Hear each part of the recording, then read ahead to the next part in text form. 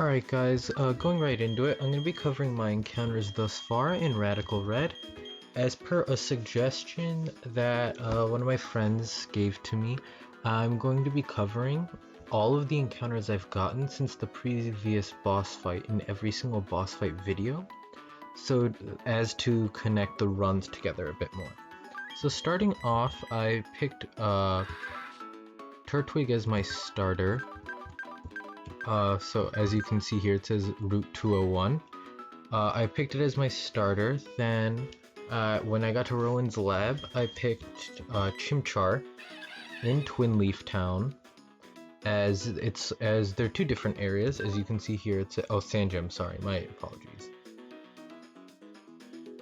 So now that's my encounter for Sanjam Town, and then you have Bidoof, which was my 201 encounter. The reason I don't count starters, like my original OG starter, as the encounter for its route. I just count it as like a freebie, but it's the only exception to the what's written on the page is where I got it from. Then, after I got the Bidoof, I went over to the lake. I think it's Lake Valor? Verdi. And I caught Azurill, did some running. Got it evolved into a Azumarill. Or actually into Meryl. I evolved it into a Azumarill after Rourke, because level cap 16 obviously. Then after Azumarill, on the route north of Sanjam Town, I caught Luxio. It was a Shinx at the time, Route 202. Once I got to Jubilife City, I picked Bulbasaur out of the starters, and my reasoning behind this was that Charmander had Blaze and Squirtle had Torrent, while Bulbasaur had Chlorophyll. So basically, the hidden abilities that all the starters have, Charmander starts with Solar Power, and then it turns into Levitate when it becomes Charizard. That's really good. And then you have, and it's becomes Fire Dragon. Then you have Squirtle, which I think it gets Rain Dish, which turns into Drizzle when it's Blastoise. And then Bulbasaur has Chlorophyll, which turns into Thick Fat when it's Venusaur. And since it was the only one with a hidden ability, Thick Fat Venusaur is very good. So I just picked up Bulbasaur. And then I moseyed on towards the trainer school. I picked up Clefairy. And I hatched it in the trainer school, so it counts as a trainer school encounter, because that's what it says on the dex page, rather than just Jubilife City. Then after that, I went west, I believe, of Jubilife, and I talked to the fisherman dude. I fished up Magikarp on Route 218.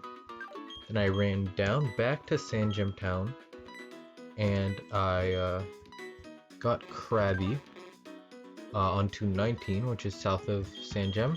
And then I remembered that I forgot my Eevee, so I got that from the house. The reason why it's level 5 and I haven't used it at all is because my policy when dealing with Eevee is that I just don't use it at all until I need it for a specific purpose, at which point I will evolve it.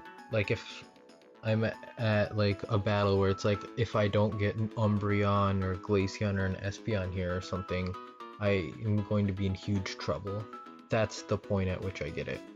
Then after that, I went into the route north of Jubilife. I think it's 204. Yeah, 204. I caught Caterpie there. Then I went into the cave and I got Sandshrew in Ravaged Path. Got Rock Tomb TM, etc. Then I fought Barry, and after fighting him, I got a Starly on Route 203. It's funny that it's level 13, one level away from evolving. Yeah, I just haven't found a reason to use Staravia so far. Then I picked up Rhyhorn. Actually, no. Then I picked up Geodude in Orberg Gate. I actually was originally planning on going into Orberg Mine, getting my encounter there, and then getting my encounter north of what do you call it, Orberg, before going back into Orberg Gate to get an encounter to maximize my chances of Riolu, but I forgot to spray a repel, and I ended up getting a Geodude anyways, which wasn't Species Clause. And like I said, the route north of Orberg, which is Route 207, I got Rhyhorn there, and then in Orberg Mine, I got Onyx. And then in Orberg City, I picked up Beldum, which is... Yeah, I picked up Beldum from Steven, and I used it in the Roark fight. Well, used is a strong word. And then after that, I went all the way to Valley Windworks, and picked up Pachirisu. And then I fought Cheryl, skipping the encounter north of Valley Windworks. I forget the route number, but I skipped it because the encounter on the other side of Eterna Forest, I like that encounter table a little bit better. It has stuff like fairy type Illumise and Volbeat, which get access to, like, I think it gets like fast Encore and stuff, and like fairy types are good to have around, though I already have a fair amount of them. I am actually looking a tad short on... Nah, I'm fine on waters as well. Yeah, so I think I'm fine with that decision.